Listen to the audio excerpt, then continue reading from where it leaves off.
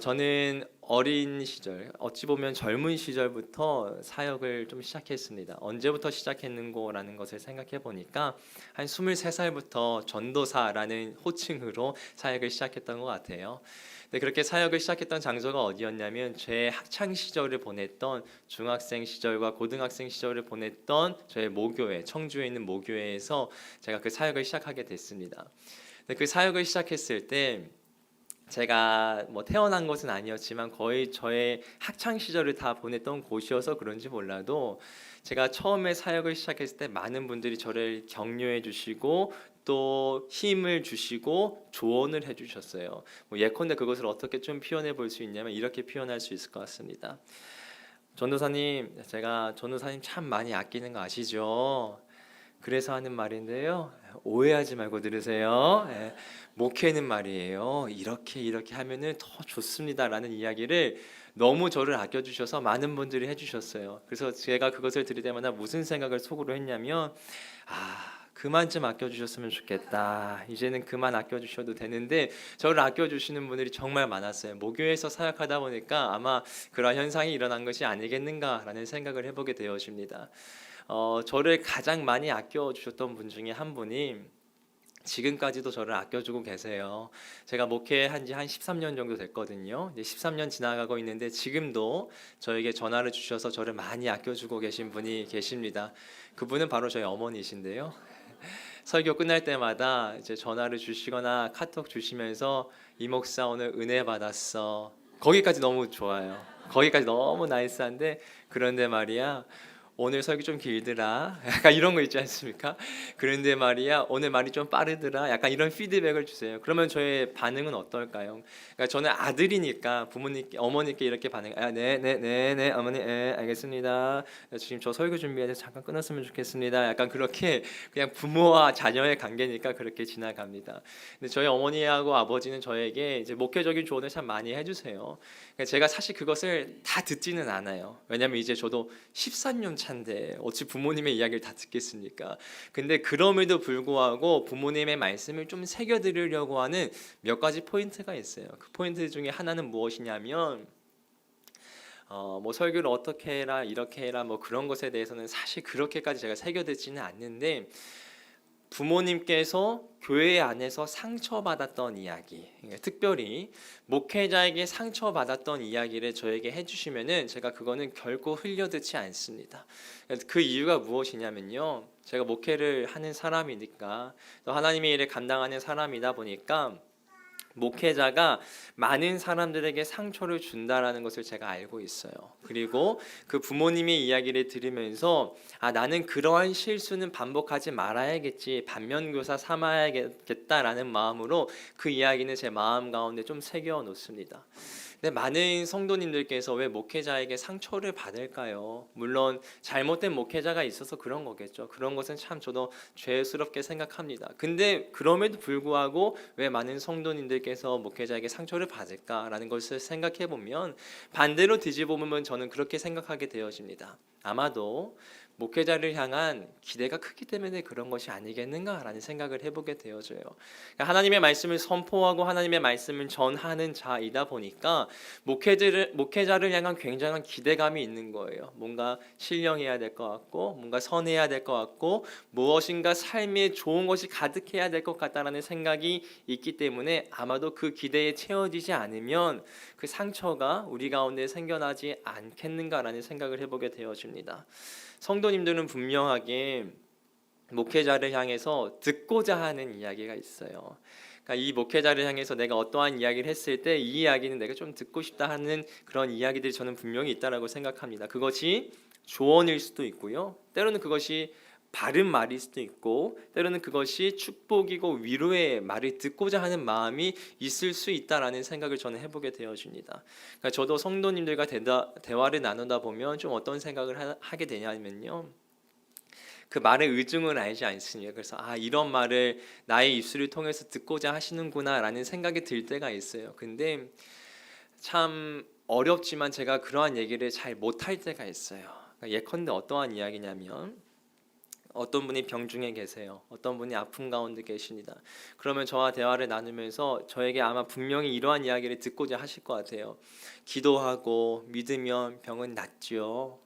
목사님 기도해 주세요. 목사님이 기도해 주시면 병이 나을 것 같아요. 믿음을 가지고 기도하면 병이 낫죠 라고 이야기를 하실 때 저는 사실 믿음으로 기도하면 병이 온전히 낫게 되어질 것입니다 라고 확신을 가지고 선포를 잘 못하겠어요.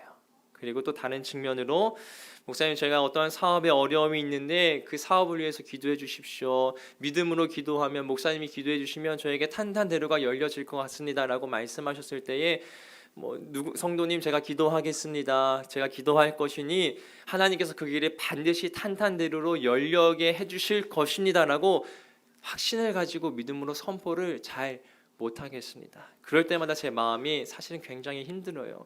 근데 왜 사실은 어찌 보면 그 이야기를 편하게 할 수 있지 않습니까? 하나님은 능력의 하나님이시니까, 전능하신 하나님이시니까, 또 우리의 인생을 전체적으로 주장하여 주시는 분이시니까 믿음을 가지고 기도하면 주님께서 이루어 주실 것입니다. 성경에도 의인의 강구는 힘이 있다라고 이야기하니까 기도하겠습니다라고 담대히 얘기할 수 있는 영역 아니겠습니까? 그러나 저는 그게 참 쉽지가 않더라고요. 왜냐하면 신앙생활을 하다 보니까 정말 수많은 성도님들을 만나다 보니까 정말 믿음으로 열심을 내서 간구하고 기도하며 나아갔을 때 병이 고쳐지지 아니하고 돌아가시는 분도 너무 많이 봤고, 정말 저분에게는 축복이 반드시 임했으면 좋겠다라는 간절한 마음이 있음에도 불구하고 그분의 사업이 여전히 어려워진 모습을 너무나도 많이 목도하기 때문에 그렇습니다.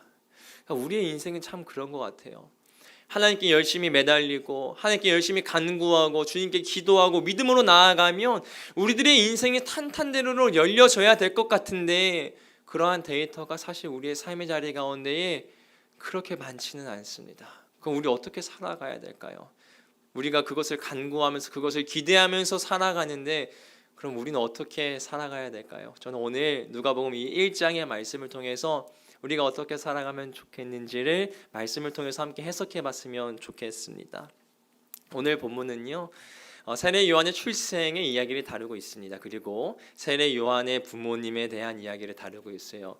근데 이 세례 요한의 부모님이 언제 살았는가, 어느 시대 때 사람인가라는 것을 누가는 명확하게 기록하고 있습니다. 그것을 성경은 뭐라고 표현하냐면 바로 유대왕 헤롯의 때다라고 표현하고 있어요. 유대왕 헤롯의 때다라는 그 표현은요, 단순히 연대기적인 것을 말하는 것이 아닙니다. 이것은 그 시대적인 상황을 얘기하고 있는 것인데, 예를 들어서 이렇게 해석해 볼 수 있을 것 같아요. 저희가 대화를 하는 가운데에 아니면 문서 가운데 이러한 표현을 봤다라고 생각해 봅시다. 일본이 통치하고 있던 그 시절에 있었던 일입니다라고 하면은 저희가 어떠한 것을 먼저 떠올리나요? 1900년대 초반을 얘기하고 있는구나라고 생각할 수도 있지만 아마 그 시대적인 상황을 먼저 생각할 것입니다. 그때 당시에 우리 백성들이 너무나도 애환이 있었겠다, 너무나도 아팠겠다, 너무나도 처절했겠다라는 그런 시대적인 배경을 먼저 생각해보게 된다라는 것입니다. 유대왕 헤롯의 때라는 것도 그러한 의미를 가지고 있어요. 단순히 몇 년도에 있었던 이야기다라는 것을 말하는 것이 아니라 그 시대적인 상황은 어떠했다라는 것을 독자들로 하여금 생각하게 해주는 역할을 가지게 한다라는 것입니다. 그렇다면 유대왕 헤롯 때라는 것은 어떠한 의미를 담고 있을까요? 그러한 시대적인 상황은 우리에게 어떠한 것을 알려주고 있을까요? 저는 그것을 한 3가지 정도로 생각해봤는데, 첫 번째는요, 헤롯은요 굉장히 로마를 동경했던 사람이었습니다. 로마에게 굉장히 잘 보이고 싶었던 사람이었다라는 것이죠. 그렇다 보니까 유대 땅에 어떠한 일이 일어나게 되어졌냐면 로마에 있었던 수많은 문화들이 수입되어졌어요. 근데 로마에는 좋은 문화도 있었죠. 하지만 우리가 알고 있는 것처럼 좋지 않은 폭력적인 문화, 음란한 문화, 사회를 혼란시키는 수많은 문화들이 있었다라는 것입니다. 헤롯이 좋은 문화만 수입했을까요? 당연히 아니겠죠. 아마 자신의 눈에 봤을 때 좋았던 부분의 문화들까지 다 수입했을 것입니다. 그렇다면 유대 사회의 상황은 어떠했을까요? 아마도 굉장한 문화적인 혼란이 있었을 것입니다. 사회적인 혼란이 그 시대 가운데 분명히 있었을 것입니다. 첫 번째로 유대왕 헤롯의 때는 이렇게 해석할 수 있습니다. 사회적으로 문화적으로 혼란이 가득한 시대였다라고 이야기를 할 수 있겠습니다. 더 나아가서 유대왕 헤롯 때는 어떠한 것을 의미하냐면 헤롯은 헤롯 성전을 지은 사람입니다. 아마 그때 유다의 사람의 마음들의 환심을 사기 위해서 헤롯 성전을 지었다라고 우리가 익히 알고 있죠. 근데 고고사적으로 봤을 때 어떠한 것을 알 수 있냐면 헤롯은 성전만 짓지 않았어요. 수많은 고대 건축까지 같이 지었습니다. 그렇다면 이렇게 생각해 볼 수 있어요. 그러면 헤롯이라는 사람은 업적이 많은 사람이었나? 그때 당시에 문화를 세운 사람이었나? 라고 생각해 볼 수 있지만 물론 그 부분도 어느 정도는 맞겠지만 누구의 돈으로 그 건물들을 세웠을까? 어떠한 노동력을 가지고 그 건물을 세웠을까라는 것을 생각해 보면 답은 너무 간단하죠.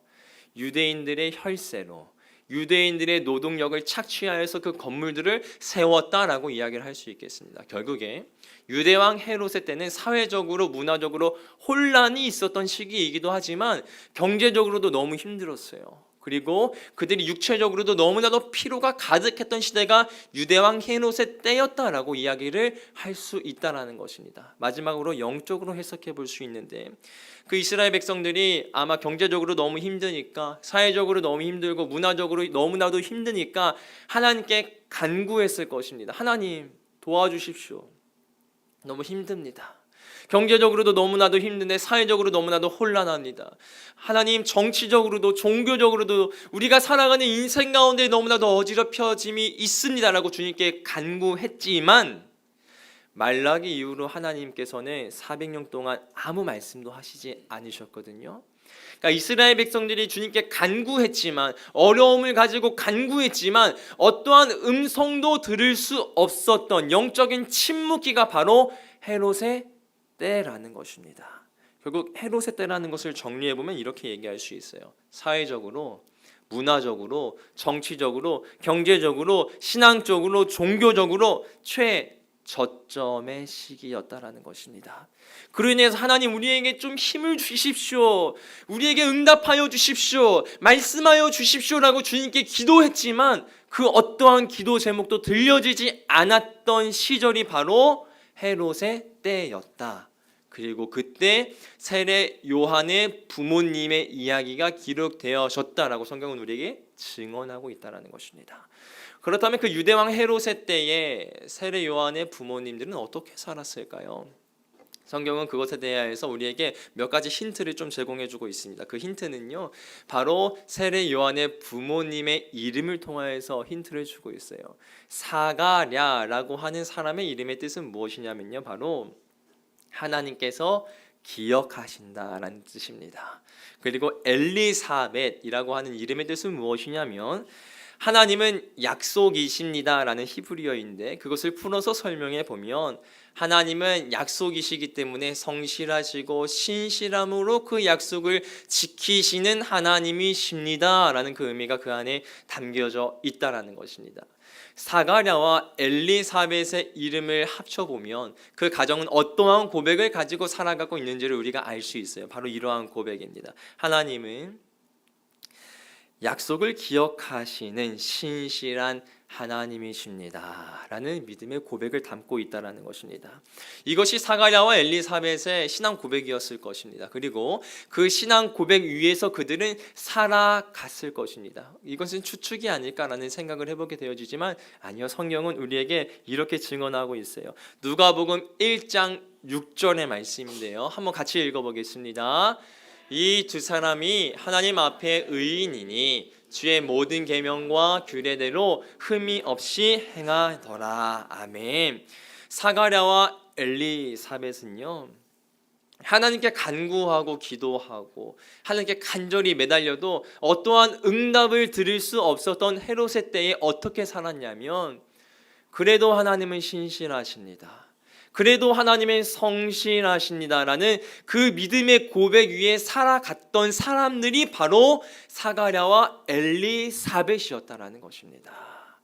네, 그들에게 하나님께서 어떠한 음성을 들려주시냐면 바로 누가복음 1장 13장의 말씀을 허락하여 주십니다. 함께 읽어보겠습니다.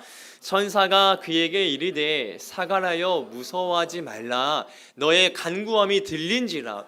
내 아내 엘리사벳이 내게 아들을 낳아주리니 그 이름을 요한이라 하라. 아멘.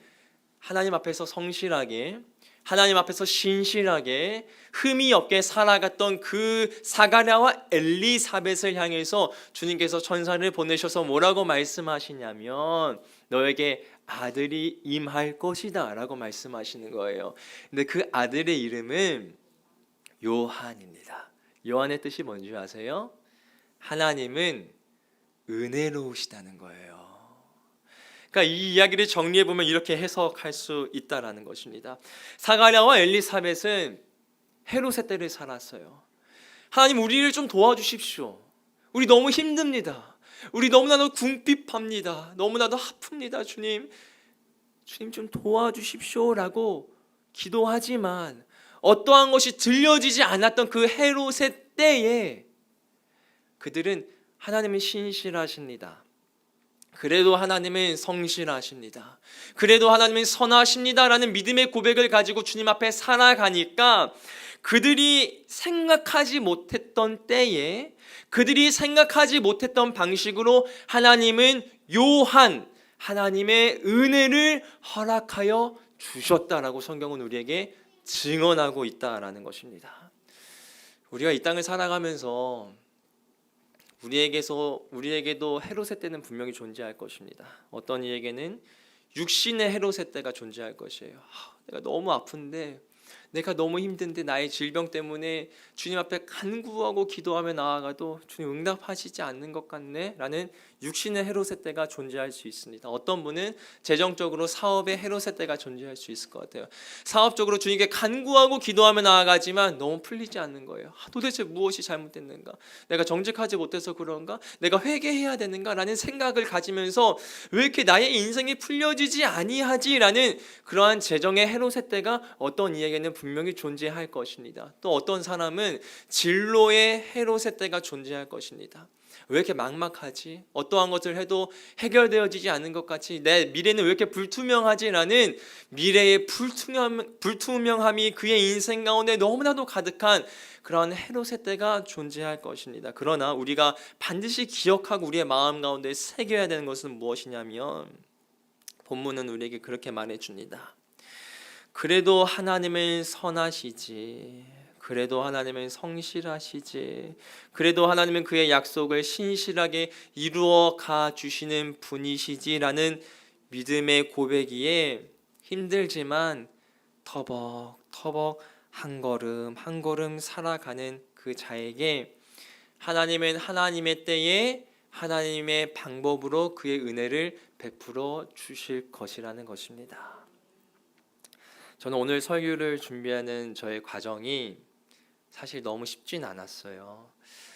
우리 성도님들께서 제가 이 말씀을 선포할 때 아멘으로 믿음으로 화답해 주시지만 제가 사실 쉽지 않았던 이유는 제가 이 본문을 하나님께 앞에서 받고 또 이것을 가지고 연구하고 묵상하지만 제 마음 가운데서는 아멘이 안 돼서 너무 힘들었어요.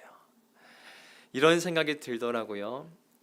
기도의 응답을 바라는 헤롯의 때를 살아가고 있는 그 자들에게 그 기도가 응답되지 않아도 하나님은 선하시지라는 믿음의 고백으로 살아가면 하나님께서 은혜 허락하여 주실 것입니다 라는 이야기는요, 너무 현실감 없는 얘기처럼 저에게 들려졌어요.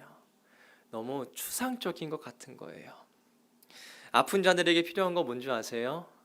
병이 낫는 것입니다. 그렇죠? 아픈 사람들에겐 기도했을 때 하나님께서 그 병 고쳐주시면 오히려 하나님을 향한 믿음이 더 굳건하여질 것 같다라는 생각이 제 마음 가운데 드는 거예요. 사업이 어려운 자들에게 기도의 응답은 무엇입니까? 사업이 잘 풀리는 거예요. 기도했을 때, 하나님께 간구했을 때 하나님께서 그 길을 탄탄대로로 열리게 하여 주시는 것이 그들의 기도 응답이에요. 진로가 막막하고 미래가 보이지 않는 자들에게 필요한 기도 응답은 무엇이냐면 진로가 열려지는 거예요. 미래가 보여지는 겁니다. 내가 생각하지 못했던 방법으로 나의 앞길이 탄탄하게 열려지는 것이 그들이 바라는 기도 제목입니다. 그런 자들을 향해서, 헤롯의 때를 살고 있는 자들을 향해서 그래도 하나님은 선하십니다, 그것을 믿고 나아가는 것이 우리에게 힘입니다 라고 얘기하는 것이 제 마음 가운데에 너무 어려웠어요. 제가 이 말씀 3주 전부터 묵상했거든요. 이 말씀 묵상하면서 주님하고 엄청 씨름했어요. 하나님, 아픈 사람들 향해서 차라리 그냥 고쳐주세요. 진로가 막혀있는 자들을 향해서 진로를 열어주세요. 힘들어하는 자들을 향해서 그들의 필요를 채워주시면 오히려 그들은 하나님을 더 찬양할 것입니다. 그들의 기도를 차라리 응답하여 주시는 것이, 그들의 헤롯의 때를 넘어가게 하시는 것이 하나님 더 합당한 것 아니겠습니까? 그게 더 맞는 것 아니겠어요? 아파하고 있는 자들을 향해서 여전히 아픈데 그래도 하나님은 선하시다라고 믿음으로 고백하게 하라는 것이, 주님 너무나도 고문 같지 않으십니까? 제가 3주 동안 너무 힘들더라고요. 그러면서 제 아내에게도 하나님이 선하시다라는 이 고백이 맞는 고백이야? 제가 아는 지인한테도 전화해서, 목사님인데, 아니 하나님이 선하시다라고 하는 이 믿음의 고백이 성도님들에게 진짜 힘이 됩니까? 제가 3주 동안 약간 마음에 이제 꼬라지가 난 사람처럼 막 그런 불만이 제 마음 가운데 너무나도 가득했습니다. 그래서 제가 그 3주라는 시간 동안 내가 이 설교는 못하겠다, 그래서 다른 설교를 쓰기도 하고, 그러다가 다시 기도하면 아니다 승준아, 그래도 그 말씀은 전해야 된다. 그래서 어떻게 전합니까? 그렇게 씨름하는 시간을 가졌어요. 그러다가 이번 주에 저를 보신 분은 아시겠지만 저는 거의 식음을 전폐하면서 얼굴의 표정이 상기되어져 있었는데, 사실 그 이유는 이러한 이유 때문에 그렇긴 했는데요. 그러니까 설교 준비가 어려웠다기보다는 저에게 납득이 안 돼서 그랬어요. 근데 이것을 가지고 이번 주는 설교 준비보다 더 기도하는 시간을 가졌던 것 같아요. 골방에서 계속 기도하다가 결국 하나님께서 저에게 몇 가지 말씀으로 좀 저를 설득시켜 주시더라고요. 먼저 이사야 55장 8절에서 9절 말씀인데 좀 길지만 한번 읽어보겠습니다. 이는 내 생각이 너희의 생각과 다르며 내 길은 너희의 길과 다름이니라. 여호와의 말씀이니라. 이는 하늘이 땅보다 높음 같이 내 길은 너희의 길보다 높으며 내 생각은 너희의 생각보다 높음이니라. 아멘. 하나님 어떤 분이죠? 창조주십니다. 하나님 어떤 분이십니까? 시공간을 초월하시는 분이십니다. 우리는 어떤 존재일까요? 피조물입니다.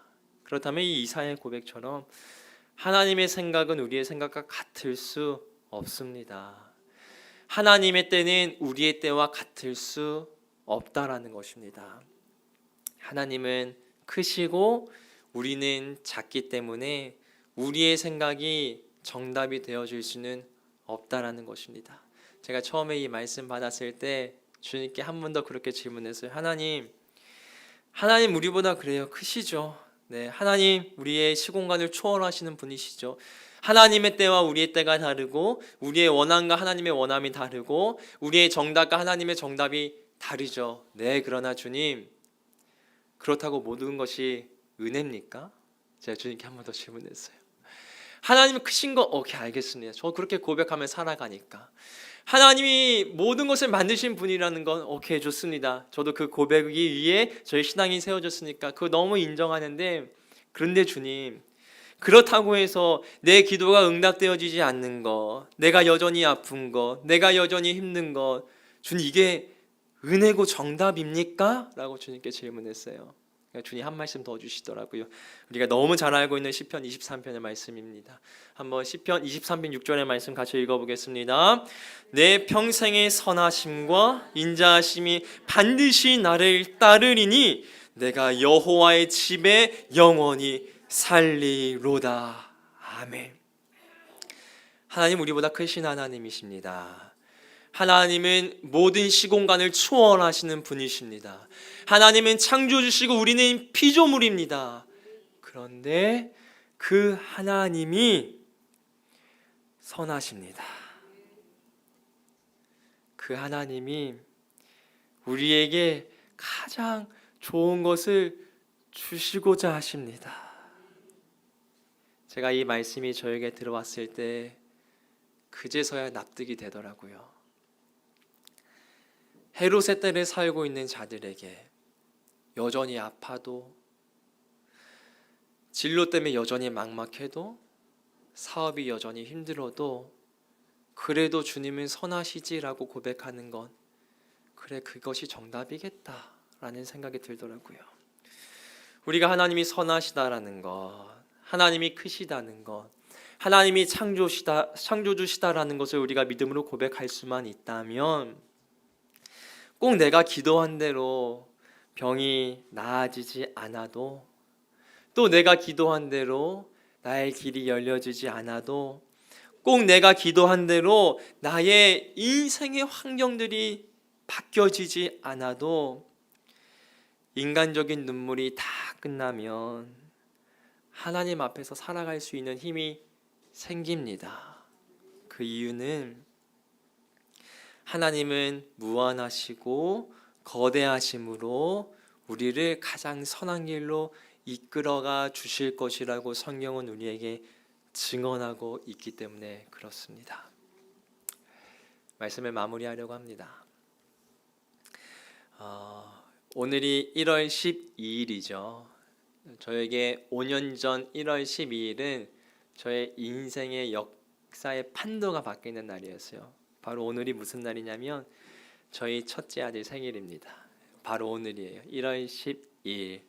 저희 아들이 저녁 12시 17분에 태어났는데 서울 아산병원에서, 그때 아이가 태어났을 때 저의 인생이 판도가 바뀌었어요. 저는 저희 부모님께 그런 얘기 참 많이 들으면서 살았습니다. 승준아, 넌 참 이기적이야.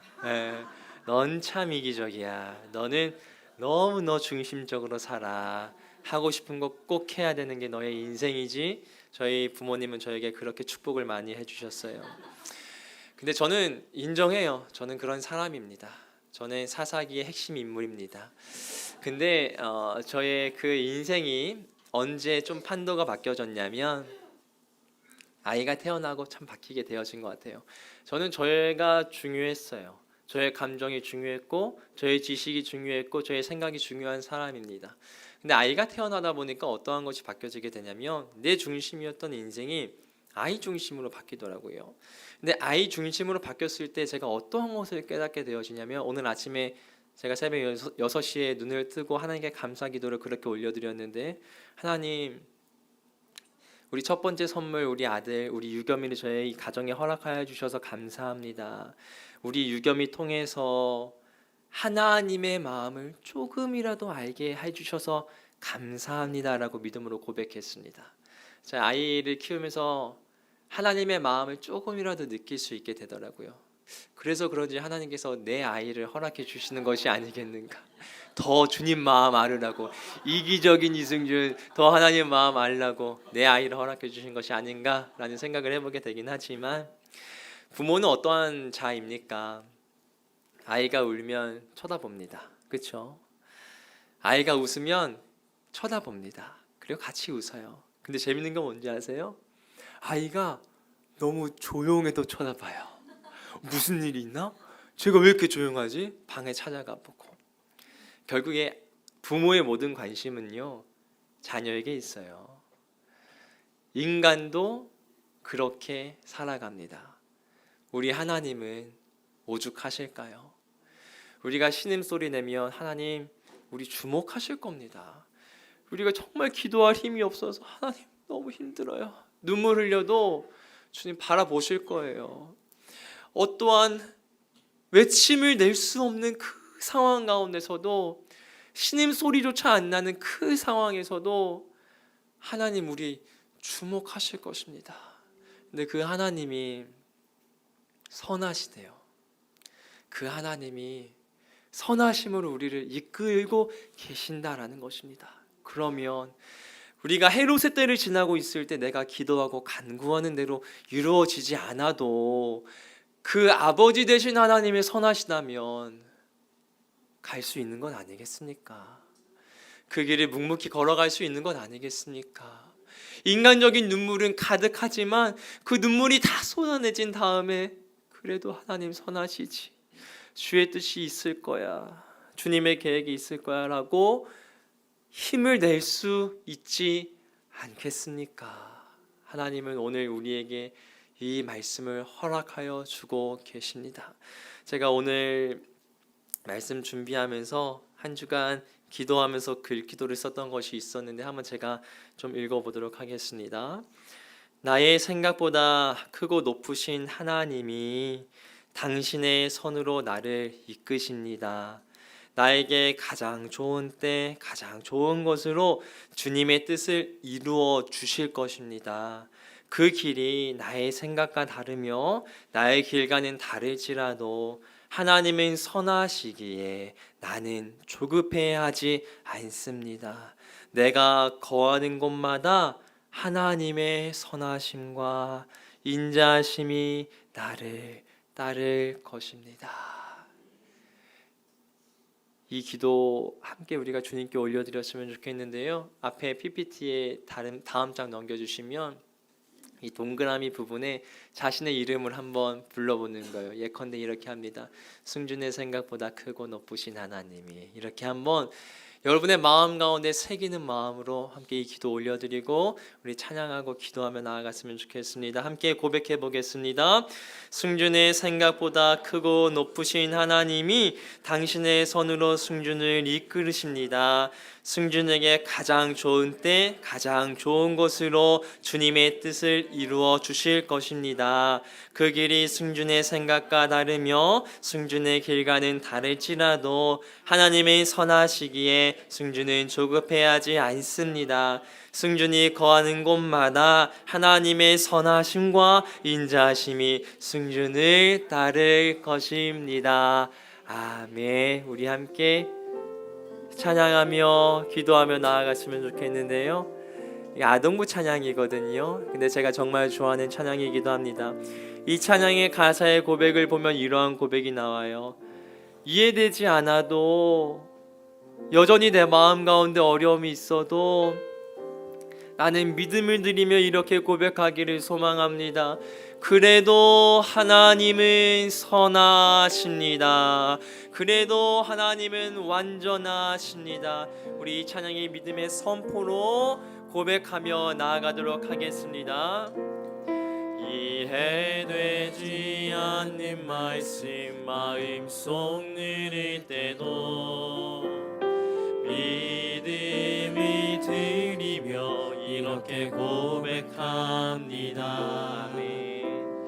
이해되지 않는 말씀 마음속 누릴 때도 믿음을 드리며 이렇게 고백합니다. 다시 한번 처음부터 고백하겠습니다. 이해되지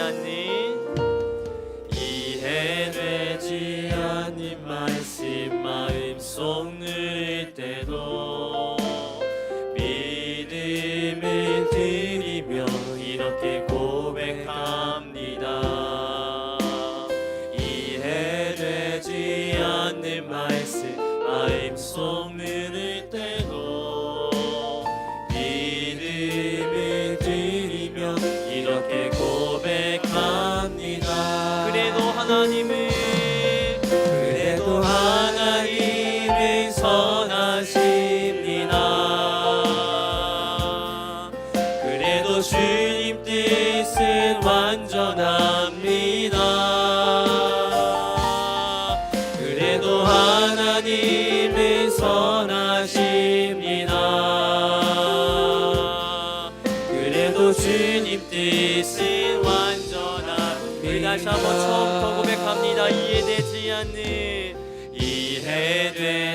않는 말씀 마음속 누릴 때도 믿음을 드리며 이렇게 고백합니다.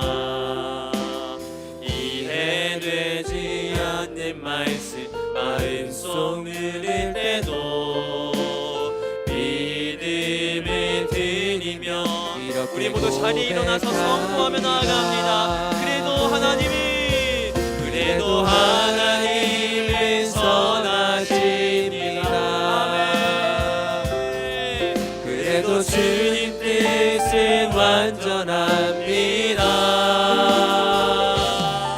그래도 하나님은 선하십니다. 그래도 주님 뜻은 완전합니다. 다시 한번 그래도 하나님은 선하십니다. 그래도 주님 뜻은 완전합니다. 그래도 하나님은 선하십니다. 그래도 주님 뜻은 완전합니다. 그래도 하나님은 선하십니다. 그래도 주님 뜻은 완전합니다. 그래도 하나님은 선하십니다. 그래도 주님 뜻은 완전합니다. 우리가 이 시간에 기도하며 나아가겠습니다. 하나님, 나의 인생 가운데에 헤롯의 때가 있습니다. 과거일 수도 있고 지금일 수도 있고 앞으로일 수도 있습니다. 재정으로 인해서, 육신의 아픔으로 인해서, 진로로 인하여서 헤롯의 때가 우리의 삶의 자리 가운데 찾아올 수 있습니다. 아무리 기도하고 주님께 외쳐도 주님이 들어주시지 않는 것과 같은 헤롯의 때가 우리 삶의 자리 가운데 찾아올 때, 그래도 하나님 선하십니다. 그래도 주님 뜻 완전합니다 라는 믿음의 고백으로 살아갈 수 있도록 하나님 우리에게 믿음을 더하여 주시옵소서. 주님의 이름 한번 간절히 부르며 기도하며 나아가겠습니다. 주여,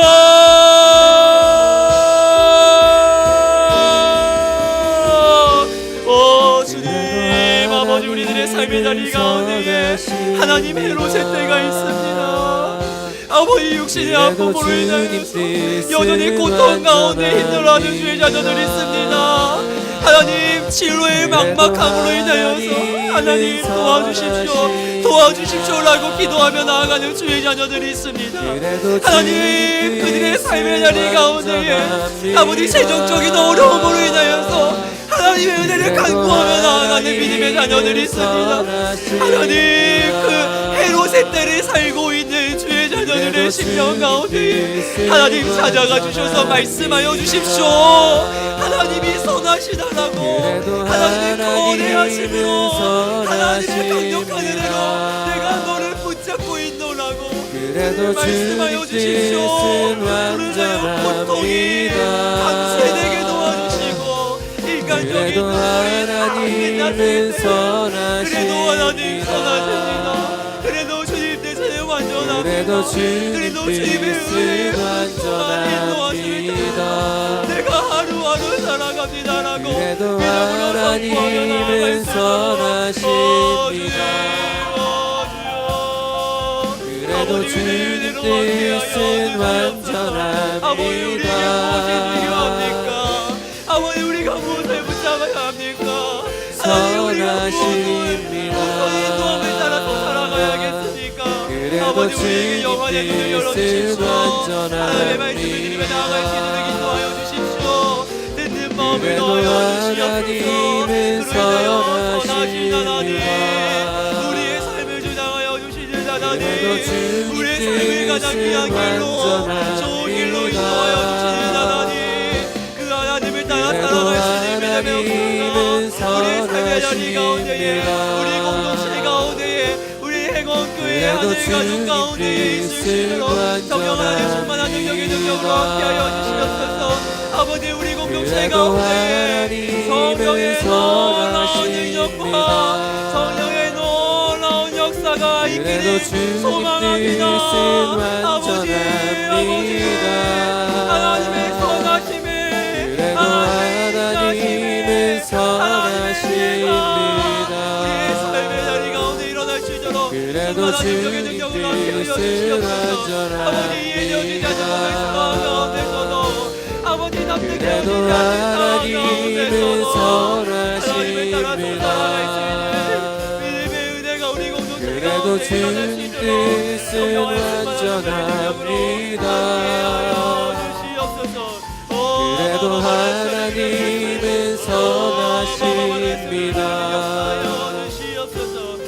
그래도 주님 뜻은 완전합니다. 그래도 하나님은 선하십니다. 그래도 주님 뜻은 완전합니다.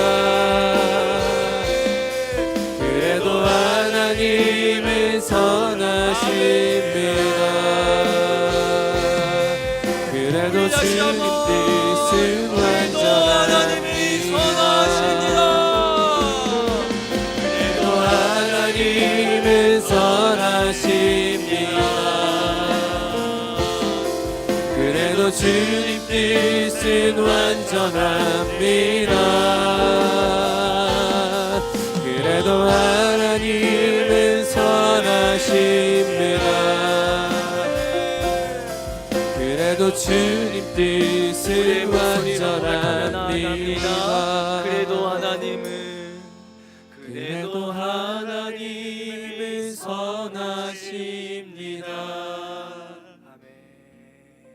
그래도 주님 뜻은 완전합니다. 그래도 하나님은 선하십니다. 그래도 주님 뜻은 완전합니다.